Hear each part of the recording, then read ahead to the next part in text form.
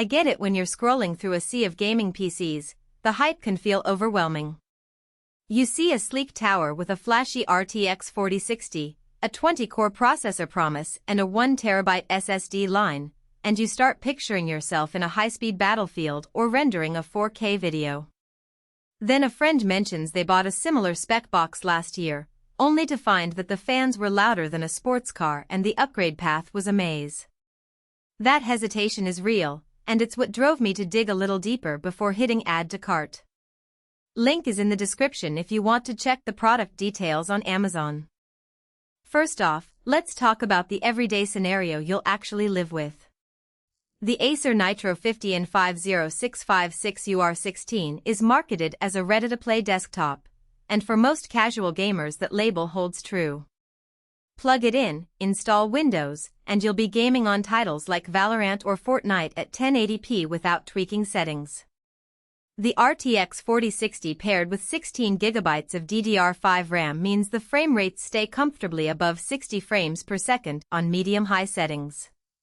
If your routine includes a few evenings of streaming Elden Ring or diving into Cyberpunk 2077 at 1440p, the machine will handle those sessions without stutter.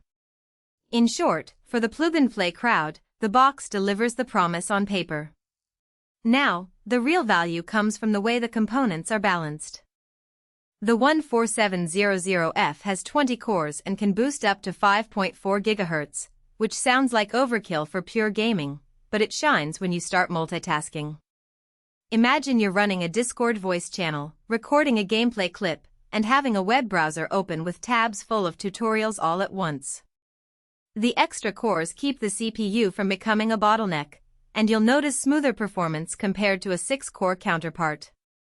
That's a practical advantage that shows up not in the spec sheet but in real daily use.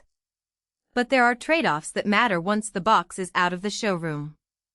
The Nitro 50's design is compact, which means the airflow is managed by a single rear exhaust fan and a front intake. In a warm summer apartment, the system can climb into the mid-40°C range after a couple of hours of intensive gaming. That isn't catastrophic, but it does translate into a louder fan curve, especially when the GPU is pushed hard in a title like Starfield.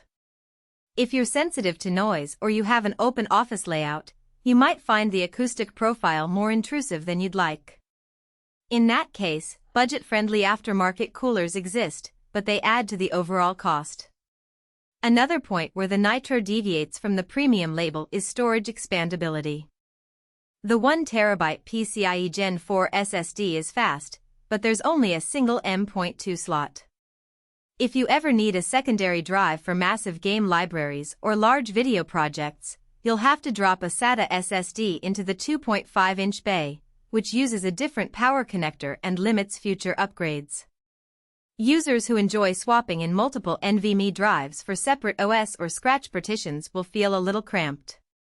It's a design decision that benefits the out-of-the-box simplicity but restricts the enthusiast who plans for future expansion. Who should buy this machine?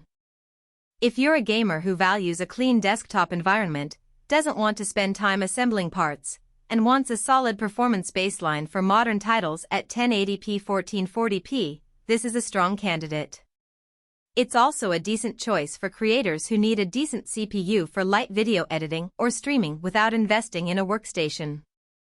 The Wi-Fi 6E-AX211 ensures robust wireless connectivity, which is a nice bonus if you're not keen on running Ethernet cables across the house. Who should skip it? If you're a competitive esports player chasing ultra-high frame rates above 240 frames per second, or if you plan to push 4K gaming with ultra settings, the RTX 4060 will start to show its limits. In that scenario, a higher-tier GPU like an RTX 4070 or even a desktop-class RTX 4080 would provide the headroom you need.